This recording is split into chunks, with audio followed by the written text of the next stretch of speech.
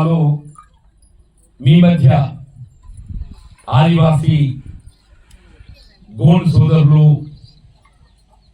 మన తల్లులు ఆడబిడ్డల మధ్య జరుపుకోవాలని పని ఇలా కాంగ్రెస్ పార్టీ మా మిత్రులు బ్లాక్ కాంగ్రెస్ అధ్యక్షుడు గోపి రాజిరెడ్డి గారే కానీ మా వివిధ హోదాలో ఉన్న కాంగ్రెస్ నాయకులు అందరం కూడా ఏదైతుందో రాయకల్ మండలంకి వెళ్ళి అందరూ ఇక్కడికి వచ్చి ఉంటాయి మంజూరు చేసిందమ్మా అంటే వాస్తవం దానికి అంచనాలు చేసిండ్రు అంతా చేసిండ్రు. అప్పుడు పంచాయతీరాజ్ డిపార్ట్మెంట్ అది అమలుకు నోచుకోలేకపోయింది. అప్పటికెళ్ళి నాకు ఈ జగన్నాథ్పూర్ కానీ బోర్నపల్లి కానీ ఈ 2 గ్రామాలు చెప్పంటున్నాయి. ఇవి మొత్తం రాయకల్ మండలమనే కాకుండా జగిత్యాల నియోజకవర్గంలోనే మారుమూల ప్రాంతాలని చెప్పంటున్నాయి.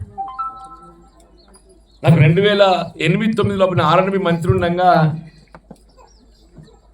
అప్పుడు ఇట్లే ఆ బీర్పూర్ ప్రాంతం లోపల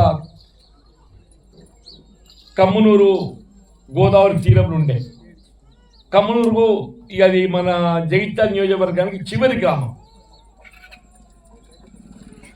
దానికి కలబడుకు వంత నిర్మాణం చేస్తే మన సంబంధాలు మెరుగవడం కాకుండా మన జగిత్యాల నియోజకవర్గానికి ఉత్తర ద్వారం తెలిసినట్టయితుంది. వర్తక వాణిజ్యాలు మెరుగైతాయి, విద్య వైద్యం మరి అక్కడి ఊటూరు ప్రాంత గిరిజనులకు సౌకర్యం ఏర్పాటు చేసినట్టు అవుతుందని చెప్పని మన అప్పుడేదైతుందో 40 కోట్లతో ఆ వంతెన నిర్మాణం మంజూరు చేసుకున్నాం. అది కార్యరూపం దాల్చింది. తర్వాత ఏదైతున్నదో నేను 2014లో తెలంగాణ రాష్ట్రం ఏర్పాటు కాబట్ట తదుపరి అప్పుడు అందరం కూడా కేసీఆర్ గారు ముఖ్యమంత్రి ఈ ప్రాంతం వచ్చింది. నేను ఎమ్మెల్యేగా గెలవడంతో వారు కరీంనగర్ మొట్టమొదటిసారిగా వచ్చినప్పుడు వారి దృష్టికి ఒకటే ఒక కోరిక తీసుకుపోయింది. సాధారణంగా శాసన సభ్యులంటే అన్ని రకరకాల సమస్యలను క్రోడీకరించడం అన్ని పట్టుకొని పోతారు. అప్పుడు గోపి మాధవి గారు ఏం చెప్తూ జిల్లా పరిషత్ సభ్యులు ఈ రాజిరెడ్డి గారి సతీమణి మాధవి కరీంనగర్ టౌన్ హాల్లో మీటింగ్ అవుతే నేను అంచనాలన్నీ రూపొందించుకొని పోయిన పెద్ద కేసీఆర్ గారు ఒక మాట మీద ఏదైతుందో 70 కోట్లు మంజూరు ఇచ్చింది. 70 కోట్లు మంజూరు ఇచ్చింది. దాంతో మనకు ఈ బోర్నపల్లి చిరుబెల్ల కమ్మనూరు కలమడి ఏదైతుందో ముందే అప్పుడు నేను మంత్రున్నాను. తదుపరి ఏదైతున్నదో ఈ బోర్నపల్లి చిన్నపిల్లల వంత నిర్మాణం చేసుకున్నాను.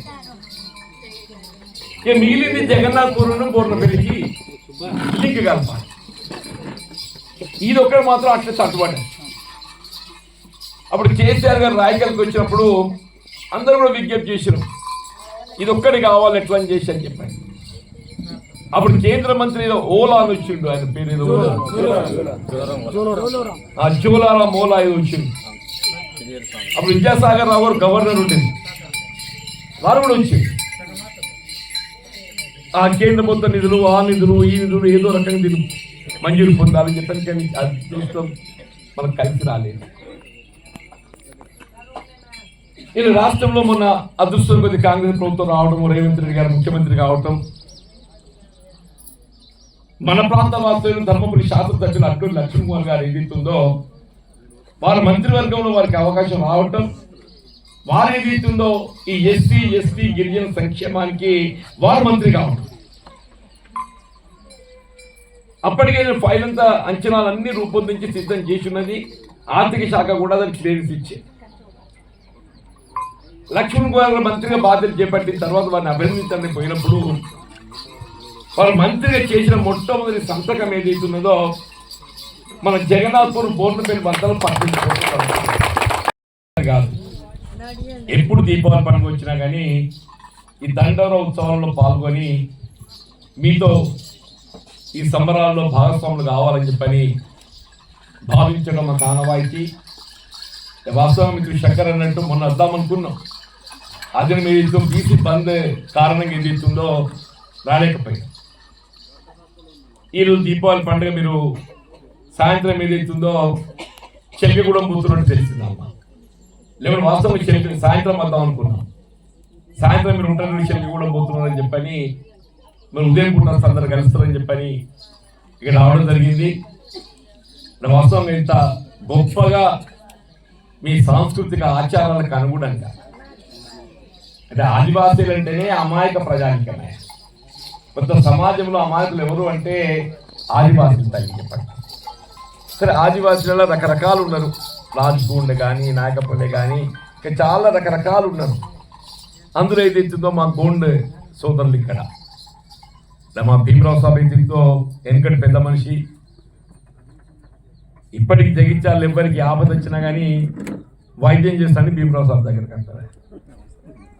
పెద్ద మనిషి ఏదైతుందో ఆయన కానీ, మా బీర్ సాబ్ గతంలో ఎంపీటీసీగా బాధ్యతలు నిర్వర్తించేయడం.